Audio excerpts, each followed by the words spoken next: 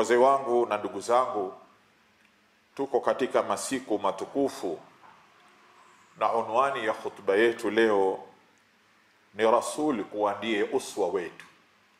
Kwa nini kuchagua unwani hii? Kwa sababu kila tunapohuisha sunna za Mtume salawatullahi wasalamu alayhi na kufuata nyayo zake na kumpenda Rasulullah sallallahu alayhi wasallam, sisi ndio kufaulu kwetu. Yataka tumpende Mtume kushinda kupenda nafsi zetu na watoto wetu na mali yetu. Hata nafsi zetu tumpenda Mtume kushinda kupenda nafsi zetu.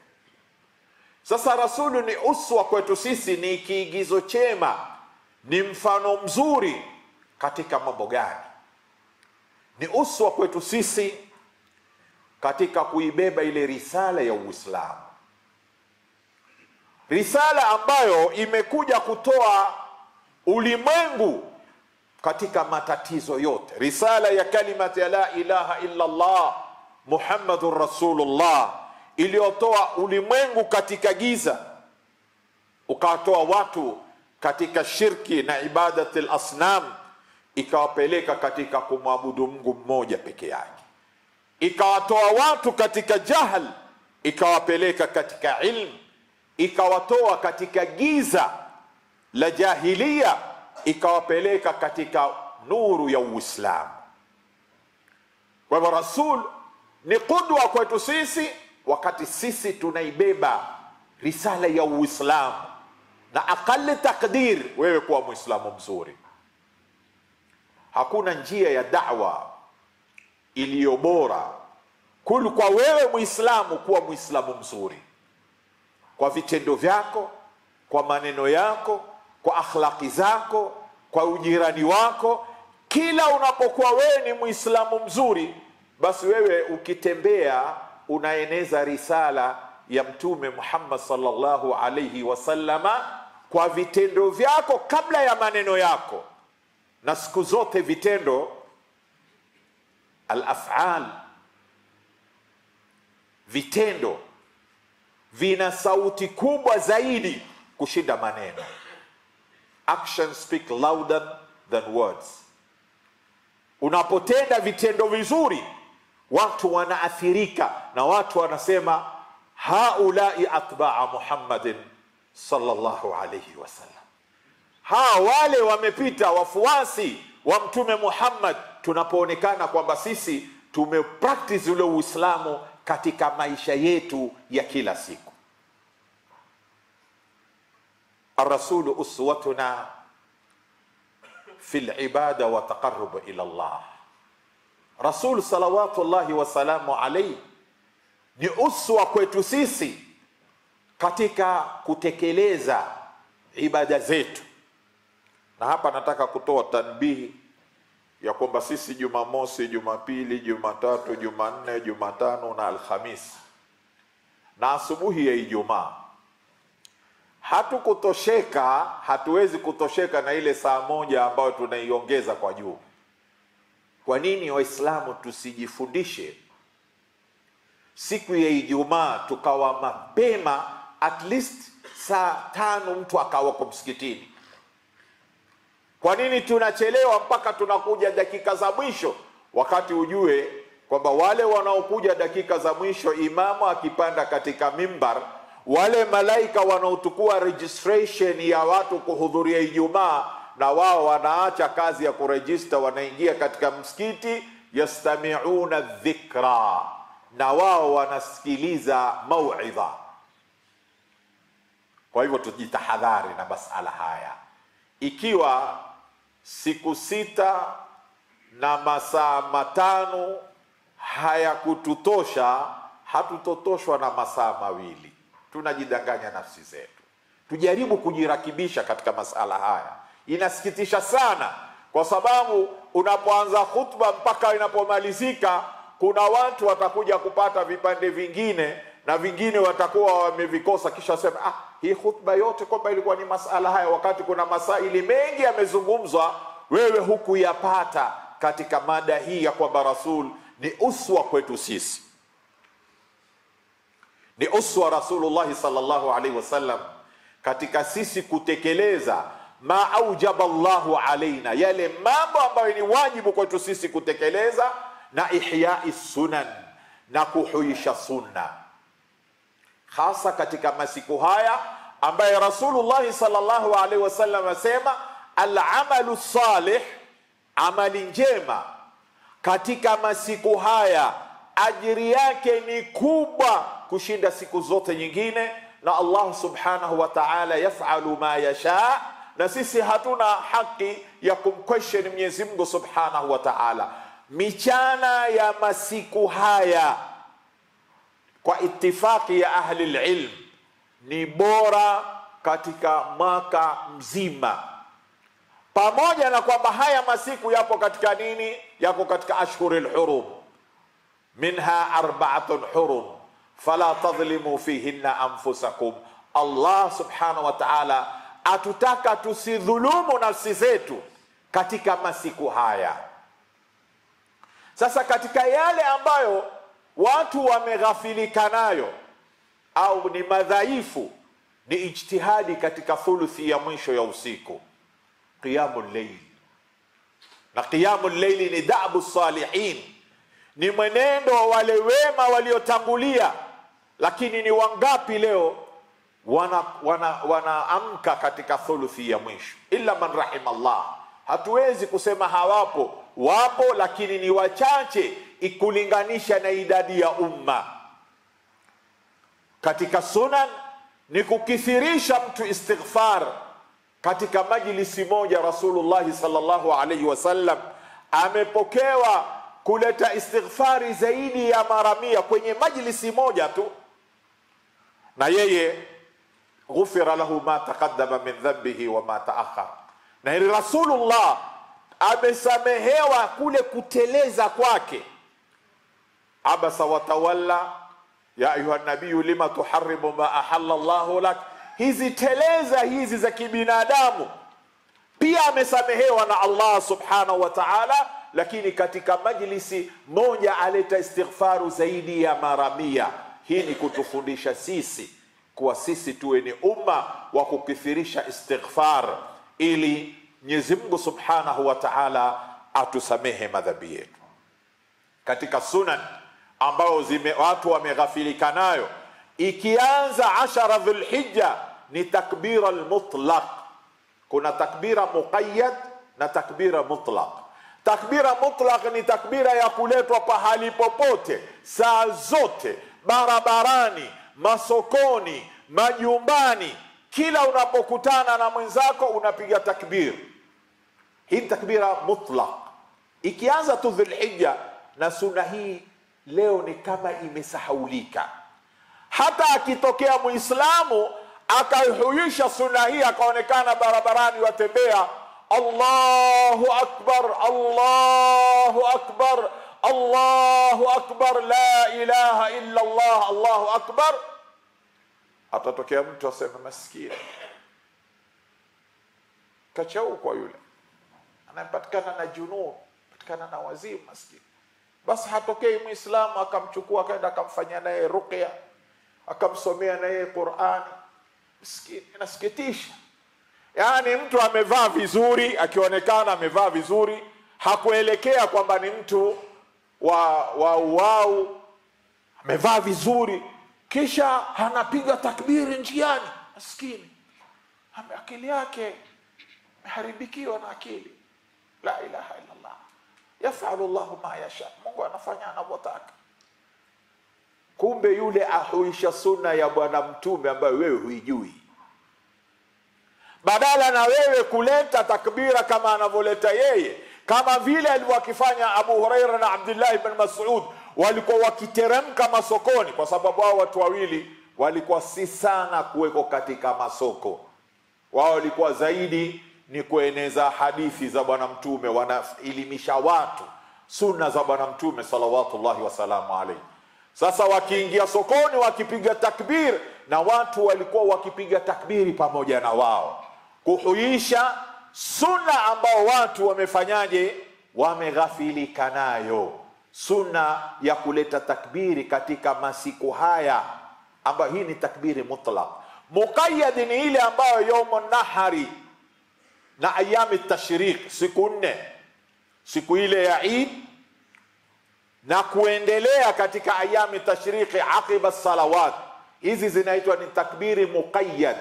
Kwa nini zikaitwa muqayyad? Kwa sababu zimefungamanishwa na baada ya swala. Yani baada ya swala ya faradhi watu wanaleta takbir, Allahu akbar, Allahu akbar, la ilaha illa Allah, Allahu akbar walillahi alhamd.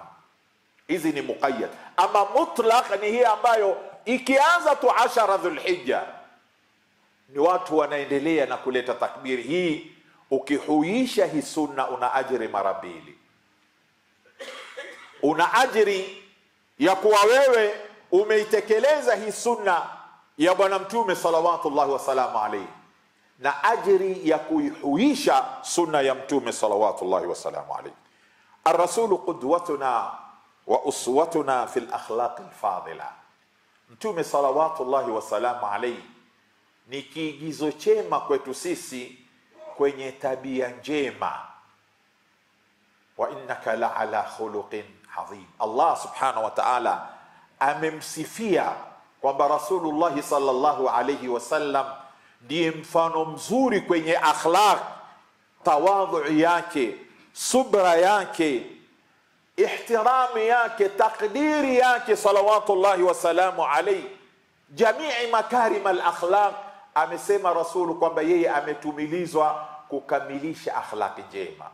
Mpaka wale Bedouin walikuwa wakija wengine wakifanya mambo ambayo si sawa, masahaba watoa panga zao wataka kuwamaliza, mtume aambia la, mwacheni, mleteni. Amzungumzia kwa lugha nzuri kwamba la, hii ni nyumba ya Mwenyezi Mungu, si pahali ya kufanywa mambo kama hayo. Yule Mbedui awatizama wale, amtizama na mtume, kisha anyanyua mikono kumomba Mwenyezi Mungu subhanahu wa ta'ala, akisemaje? Allahumma arhamni warham Muhammada. Ya Allah, nirehemu mimi na hu Muhammad. Sisi tu watu wawili. Wala tarham ba'dana ahadan abada. Baada ya sisi wawili usimpe rehema yako yoyote. Tumemwambia pia tena umefanya tena makosa mengine. Dhayaqta alwasi'. Rehema ya Mwenyezi Mungu ni pana. Wewe sasa umeifanya rehema ya Mwenyezi Mungu iwe ni yangu mimi na wewe tu. La, rehema ya Mwenyezi Mungu ni wasi'. Usifanye ni yetu sisi. Waacha rehema ya Mwenyezi Mungu iwafikie watu wote. Rasulu ni uswatuna katika infaqi, kutoa katika njia za khairi. Ma kana yadakhiru nafsihi dirhaman wala dinar. Alikuwa Rasulullah sallallahu alayhi wasallam hajibakishi hata peni. Aja Mbedui kwa lugha zao zile za kibedui, nipe mali ya Mungu aliyekupa. Kwa maana hayo mali si yako, ni ya Mungu. Mungu ndiye anakupa. Nipe mali ya Mungu. Mtume asema mpeni. Atosheka. Sema nipeni tena. Tumeambia mpeni. Sasa nipeni tena. Tumesema mpeni. Paka wakajaa mbuzi baina ya majabali mawili, ile njia ile baina ya jabali mbili, mbuzi wakajaa. Akaenda paka kwa kaumu zake, akamwambia halumu. Na wale nida, wakati watu ikifanywa nidai kama hiyo, huwa watu wana hofu, kuna nini? Watu wakajikusanya. Walipojikusana ambia aslimu, gieni katika Uislamu. Fa inna Muhammad, hakika ya Muhammad, yu'ti ataa man la yakhafu alfaqra. Muhammad anatoa kiasi cha kuwa haogopi umaskini kabisa. Kwa hivyo gieni katika Uislamu haraka haraka. Kaumu zake wote wakasema. Mtume hakuja kwa sababu ya mbuzi, lakini angalia alivyofanya, ile ni wasila ya da'wa ila Allah. Yule kabeba mbuzi, kabeba na risala, kabeba na tauhidi. Alipofika kwa kaumu zake, akawakinaisha kaumu zake waingie katika Uislamu. Allahu akbar, Allahu akbar. Ar-Rasul qudwatuna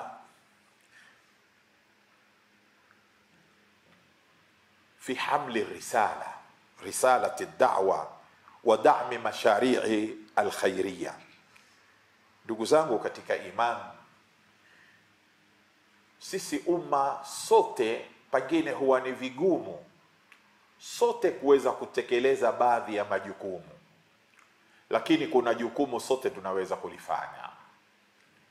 Jukumu ambalo hatuwezi sote tuko katika field ya da'wa, sababu wewe una mashughuli yako, mwingine ana mashughuli yake, lakini tukiwapa support wale wanaofanya juhudi katika da'wa, hasa katika wakati kama huu, manake infaqu utakaifanya wakati huu ajiri yake ni mudhaaf, na hasa ikiwa utasapoti awqaf, ni maana utaondoka katika hii dunia na wewe unafanyaje?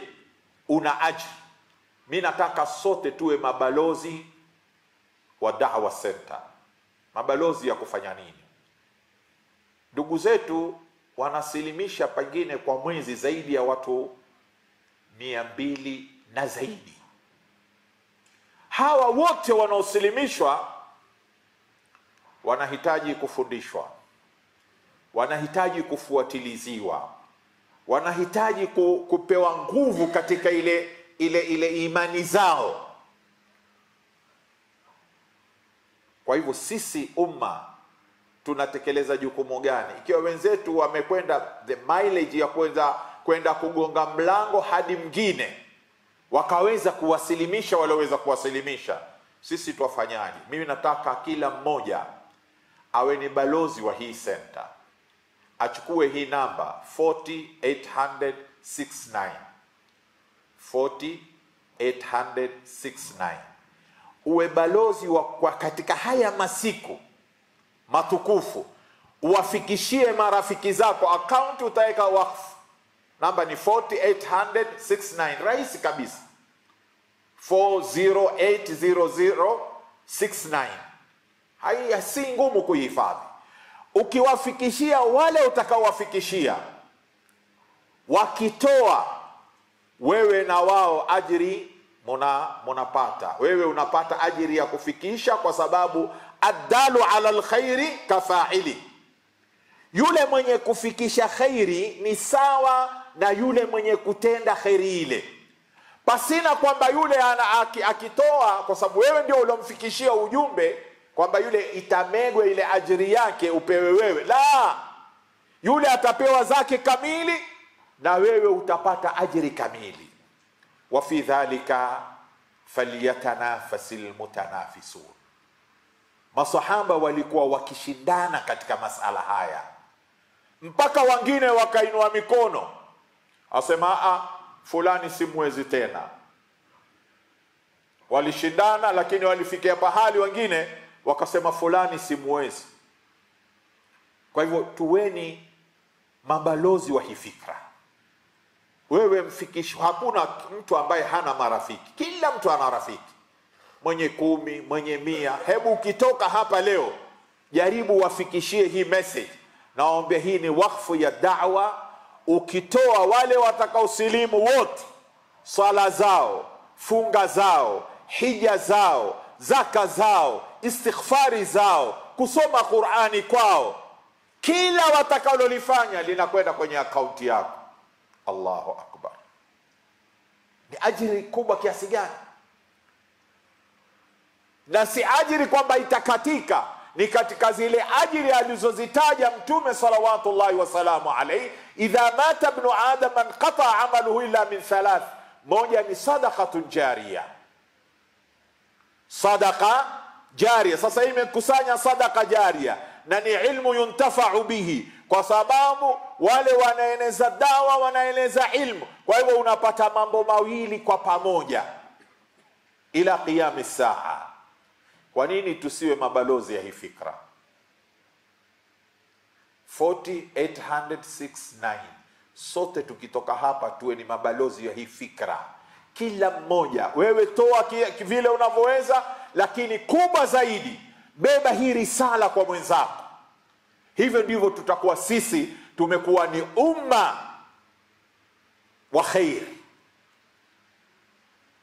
kwa sababu hakuna katika jambo bora kuliko watu kuhimizana kufanya mambo mazuri. Ikhwat al-iman, ar-rasulu uswatuna. Mtume salawatullahi wasalamu alayhi ni uswa kwetu sisi katika taaddud. Na haya masala nimeweka mwisho maksudi kwa sababu nyingi tu, sitazitaja hapa. Allah subhanahu wa ta'ala ametueleza katika Qur'ani, zuyyina linnas hubbu shahawati minan nisa'i wal banin wal qanatiril muqantara.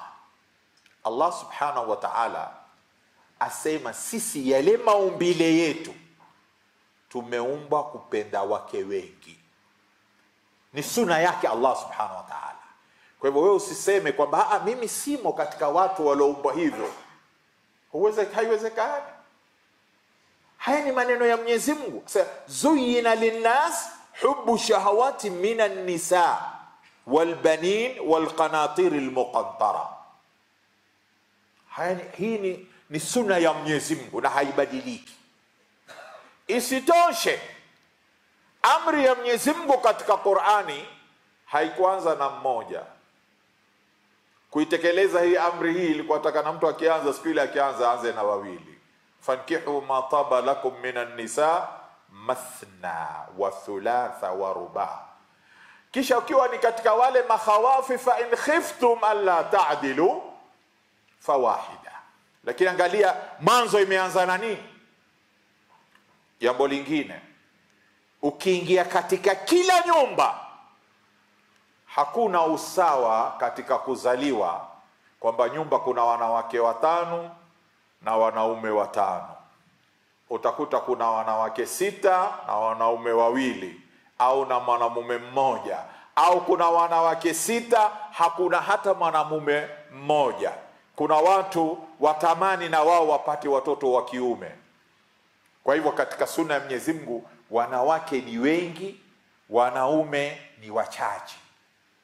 Sasa hawa majubana, hawa makhawafi, hawa wanaosema kwamba sisi ni muwahidin, tunawauliza hawa wasichana wa Kiislamu watakwenda wapi? Wataolewa na nani? Na wale wanawake wenye wivu wa kupita mipaka kwamba mimi siwezi, mwingine asema hata janna hataki mumewe awe na hurul ain, anda kumshtakia Sheikh, ambia Sheikh, kweli kwenye janna itakuwaje na mimi moyo wangu hauwezi mume wangu awe na mke mwingine na huko kutakuwa na hurul ain? Sheikh alikuwa ni mtu hakimu, akamwambia kwanza fanya amali za khairi uingie janna. Hiyo kesi yenyewe itaamuliwa huko ndani ya janna, si hapa duniani. Si vita vya huko kwenye janna. Basi kwanza fanya amali za khairi uingie kwenye hiyo janna. Kisha ukishakuingia kwenye janna, hiyo kesi itaamuliwa huko ndani ya janna. Kwanza ingia kwenye janna. Wewe hujaingia kwenye janna utakuleta mabala. Subhanallah. Kwa hivyo tuwaambie hawa wanaosema kwamba mimi uswa wangu ni shekhe fulani, uswa wako ni Rasulullah sallallahu alaihi wasallam. Rasul ni uswa wetu, lakini kwa sharti gani? Kwa sharti ya adala. I'dilu huwa aqrabu littaqwa. Fanyeni justice, fanyeni uadilifu. Uadilifu katika vitu gani? Uadilifu katika vile unavomiliki, si katika moyo. Rasul sallallahu alaihi wasallam aligawanya sawa sawa, kisha akamwambia Allahumma hadha qismi fima amlik. Hivi ni vigawanyo katika vile ninavyovimiliki: masiku, pesa, nguo, nyumba, zile unazoweza kuzigawanya. Fala ta'khudhuni fima tamlikuhu wala amlik. Usinipatilize kwenye moyo, kwa sababu moyo unamilikiwa na nani? Na Allah subhanahu wa ta'ala. Sisi hatumiliki nyoyo zetu. Kwa hivyo linalotakikana kwetu sisi, kwa nini tunasisitiza masala haya? Kwa sababu hawa mabanati zetu watakaobaki katika majumba, nyinyi ambao mnajifanya watu makhawafi, nyinyi mnaosema kwamba ni ahli tauhid, mtakuja kuulizwa mbele ya Mwenyezi Mungu na wale wasichana pia waweza wakaja wakaleta mashtaka mbele ya Mwenyezi Mungu. Mutajibu nini yaumal hisab? Sio kunijibu mimi, wekeni jawabu la kumjibu Allah subhanahu wa ta'ala siku ya hisab. Na Mwenyezi Mungu subhanahu wa ta'ala ameweka kwamba wale wanaofanya taaddudi atawafungulia milango ya khairi. Yakunu fuqara yughnihimullahu min fadli, kutoka kwa fadla zake Allah subhanahu wa ta'ala. Wewe kwa hivyo wewe unajikosesha fadla za Mwenyezi Mungu subhanahu wa ta'ala unapobaki na mmoja. Kwa hivyo ikhwata al-iman, masaili ya taaddudi ni masaili ya sunan al-kauniyya, sunna za Mwenyezi Mungu subhanahu wa ta'ala, na sisi mtume atajifakhiri na wingi wa ummati wake. Bal hata maslahi ya kidunia leo yanapatikana kwa idadi ya watu. Maslahi ya kidunia yanapatikana kwa idadi ya wingi wa watu.